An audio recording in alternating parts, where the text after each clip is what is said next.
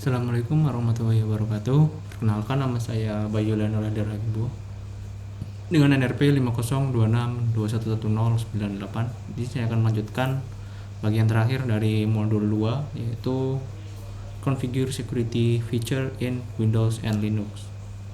Di sini ada di lab 2.7.8. Langsung saja kita menuju ke labnya. Nah, di sini working on a Linux host. Jadi kita akan menginstal and menjalankan running application on Linux host. Nah, many user application are complex program written in compiled language. To aid in the installation process, Linux often include program called a package manager. Nah, package is a term used to refer to a program and all its supporting file by using a package manager to install a package. All the necessary files are placed in the correct file system location. Now, package manager vary depending on Linux distribution. For example, Pacman is used by Architecture Linux, while Debian package and advanced packaging tool are used in Debian and Ubuntu Linux distribution. Now, the command output show the output of a few apt-get command in the Debian distribution. Nah, selanjutnya ini adalah keeping the system up to date. Nah, also known as patch OS update are released periodically by OS companies to address any known vulnerability in the operating system. Nah, ini sepertinya ya.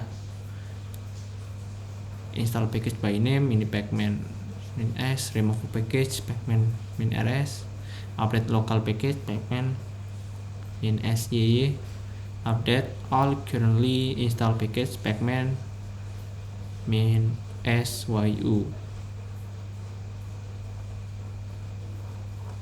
Nah, ini adalah arsitektur dan ini ada Debian atau Ubuntu. Nah, Linux UI can also be used to manually check and install update ya. In Ubuntu, for example, to install update, you will click dash search box, type software updater and click the software updater icon ya. Kemudian berikutnya ini ada process and forks. Jadi a process is a running instance of a computer program. Multitasking operating system can execute many process at the same time ya. Jadi bisa untuk proses bersamaan. Nah, forking is a method that the kernel use to allow a process to create copy of itself. Nah, process need a way to create new process in multitasking operating system. The fork operating is the only way of doing so in Linux. Forking is important for many reasons. One of them relates to process scalability. Apache, a popular web server ya, is a good example. By forking itself, Apache is able. Nah, ini adalah command dan deskripsinya. Jadi PS ini untuk menglist proses running yang sedang berjalan di komputer at the same time. Kemudian top untuk use to list running process, but unlike PS, top keeps displaying running process dynamically. Press Q to exit top. Kemudian ada kill, used to modify the behavior of specific process. Itu ya. Depending on the parameter, kill will remove, restart, or pause a process. In many cases, the user will run PS or top before running kill. Kemudian the command output show the output of top command on a Linux computer. Itu ya. Nah, malware on Linux host. Sini kita akan bahas tentang malware dalam host di Linux. Linux malware include virus, Trojan horse, worm, and other type of malware ya. Can affect the operating system. Due to the number of design components such as file system structure, file permission, and user account restriction, Linux operating system are generally regarded as better protected against malware. Linux ini sistem operasi yang secara umum regarded lebih baik perlindungannya dari serangan malware ya. Nah, if malicious program is executed, it will cause a damage, bisa membuat kerusakan pada suatu perangkat. Regardless of the platform, a common Linux attack vector is its service and process. Vulnerabilities are frequently found in server and process code running on computer connected to a network. An updated version of Apache Web Service could contain an on-patch vulnerability which can be exploited by an attacker. Now, for example, attacker often probe open port to assess the version and nature of the server running on the port. Nah, seperti itu. Kemudian kita berikutnya lanjut ke rootkit check ya. Rootkit check ini is a type of malware that is designed to increase. Jadi rootkit ini salah satu tipe dari malware yang didesain untuk meningkatkan unauthorized user privilege or grant access to portion of the software that should not normally be allowed. Maka rootkit ini also often used to secure backdoor of compromised computer. Nah, seperti itu ya singkatnya ya. Oke. Nah, kemudian ada piping command. Although command line are usually designed to perform a specific well-defined task, many command can be combined to perform more complex tasks by a technique known as piping. Named after its defining character, the piping consists of chaining command together, feeding the output of one command into the input of another. For example, this is the ls command is used to display all file directory. Kemudian the grep command compare search through a file text looking for the specific string. Now, if found, grep display the entire content of folder where the string was found. The two commands ls and grep can be piped together to filter out the output of ls. This is shown in the output of ls grep host command and ls grep file command. Seperti itu. Nah, ini ada video application rootkit dan piping command ya. Oke. Bisa dilihat lebih lanjut nanti. Kemudian ada 2.8 yaitu tentang configure security feature in Windows and Linux. Nah, di lab ini kita akan membuat restore point and backup for use in Windows and Linux system. Furthermore, you will configure the Windows Defender firewall to allow desired traffic ya. Kita akan mengkonfigurasikan Windows Defender firewall. Nah, di dalam Linux system kita akan mengkonfigure the uncomplicated firewall UFW to block unsecure telnet traffic. You will also disable telnet services, dan ini dibagi menjadi 4. Pertama yaitu create backup and restore point, ada configure firewall rules, disable services, dan part 4 ini adalah restore. Kita aja menuju ke labnya. Nah, di lab ini kita akan satu Windows 10 ya. Kemudian ada CSI Live VM, virtual machine, dan internet access. Nah, in this lab you will update both Windows and Linux system. You will configure local security policy and configure firewall rules in Windows ya. Nah, instruction kita update Windows dan Linux terlebih dahulu. Kemudian step pertama kita verify connectivity between CSI Live VM and Windows host computer. In this step you will verify connectivity to internet so that you can download update ya. Kita harus memverifikasi koneksi internet terlebih dahulu. Kemudian before launching CSI Live VM, select it and choose setting network. Kemudian for adapter 1, change attach to option bright adapter. You can choose the adapter. Many computers have two adapter, one for wireless and one for wired network atau nirkabel atau kabel dan nirkabel. Kemudian kita luncurkan CSI Live VM, dan di dalam CSI Live VM kita membuka terminal dan memasukkan IP address to determine IP address on your Windows host computer. Open the command prompt and enter ipconfig to determine its IP address. record the IP address for both CS11VM and Windows PC. Nah, CS11VM ini adalah your IP address will vary, but the IP address should be in the same network as the Windows PC.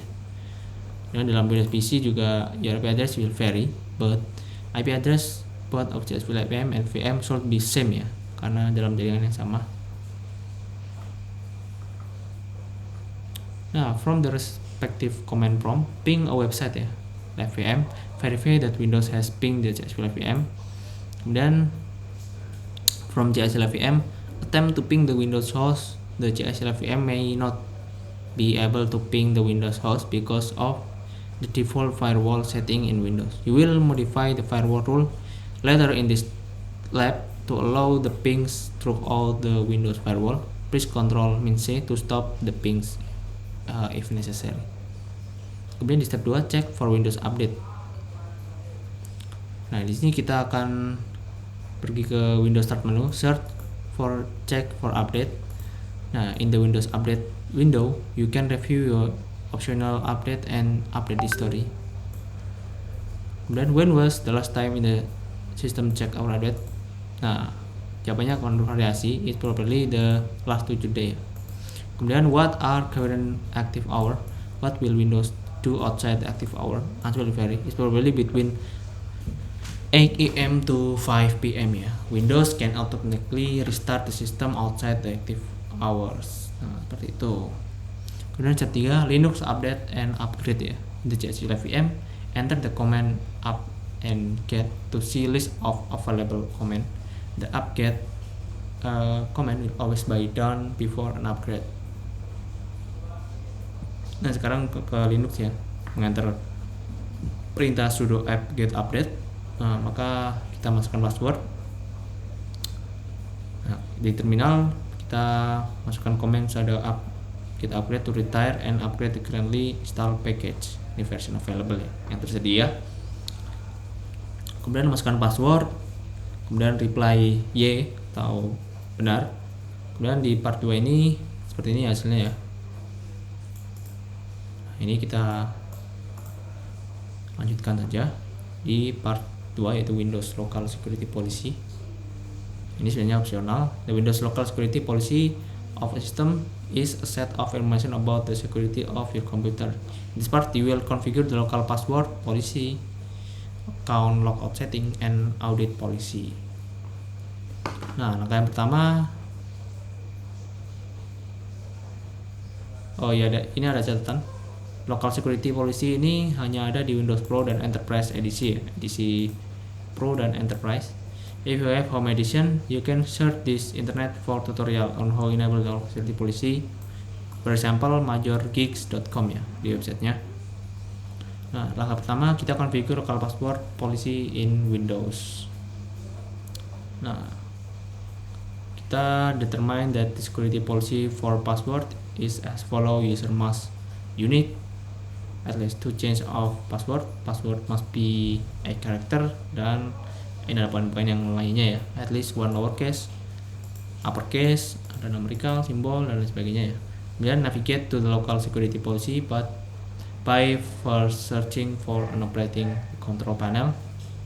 Kemudian klik administrative tool, kemudian kita cari local security policy. Kita buka local security policy-nya. List a few of security policy setting ya. Nah, ini ada akun polisi, local policy, window defender, hingga application control policy ya. Nah, di sini ada semua. Ya. Di sini security settingnya bisa dilihat ya. Kalau info key password tuh security settingnya 2, maksimum password X-nya itu 90, ada minimumnya 1, panjangnya 8, ada password must meet complexity requirement, kita enable, dan store password using reversible encryption kita disable ya.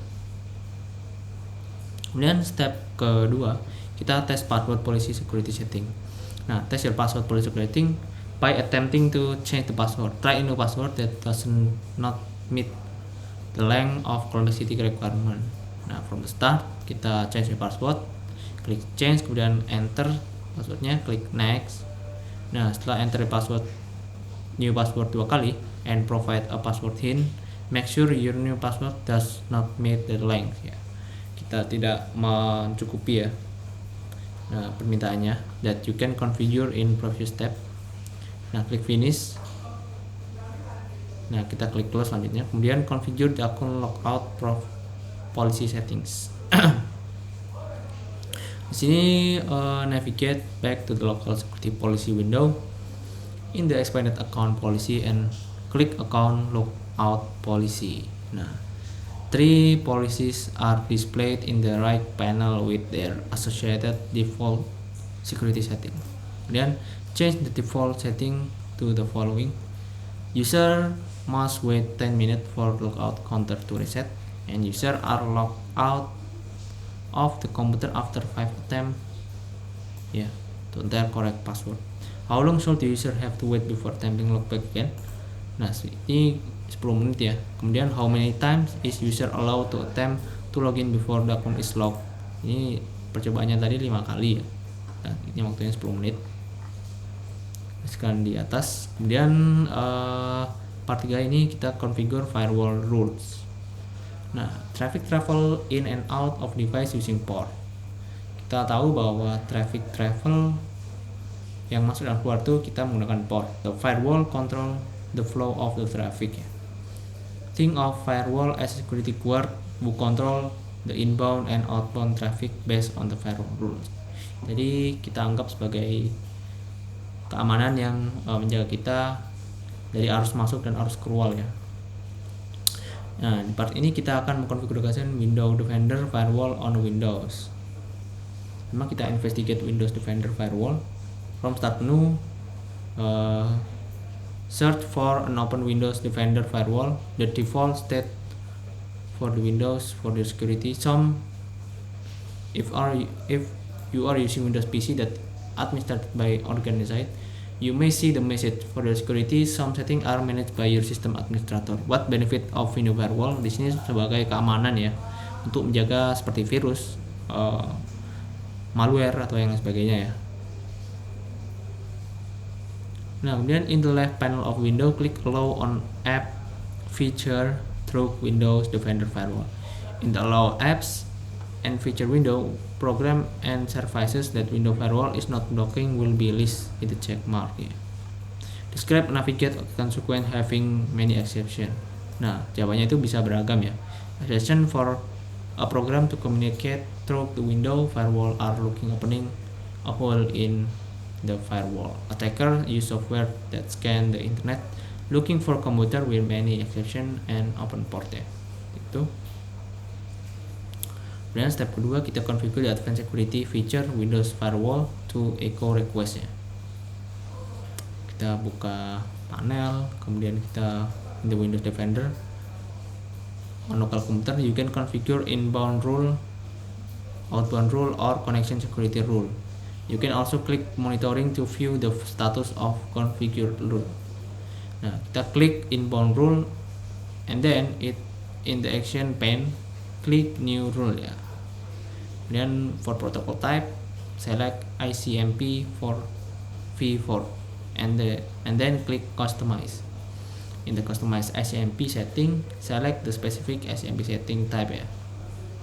Klik next, kita deselect publicnya so the Windows PC will not respond to an echo request in public network location ya. Such as internet cafe, seperti internet cafe ya. Provide a name for the new inbound rule that give a good description of the rule and click finish. Nah, part 4 install and run application. In this part you will install 2 new applications CS11VM, Crookit and Lens. The application Crookit will be downloaded from a software repository. However, we will add a new repository so we can install Lens provided by Cisofy. Kita install and root Crookit. Nah, install dan jalankan. Kemudian di terminal kita enter command sudo apt install toolkit ya. Kemudian kita enter command lagi. Kemudian outputnya akan seperti ini ya. Kemudian kita install Linux. Nah, Linux di sini is a security tool for system running Unix based OS. Nah, such as Linux and Mac OS. Linux will be used later in other activity to harden a Linux system. The application Linux is maintained by GSOFI. In this step, we will add software repository and install Linux. Kita copy the following comment ini ya, Linux, dengan copy paste following comment to terminal and add Linux repository. Ini kita perform update, app install. Nah, ya nanti seperti ini. What as install in version? Versinya ada yang kita lihat berikut. Nah, ini 3.0.6. To verify install version, enter the command ya untuk verifikasi Linux show version. If you want to determine, ya seperti ini ya. You can run sudo apt update and sudo apt-get upgrade again to ensure that you have last update from GSOFI. Nah, seperti itu. Jadi cukup sekian video penjelasan kali ini. Terima kasih atas perhatiannya. Wassalamualaikum warahmatullahi wabarakatuh.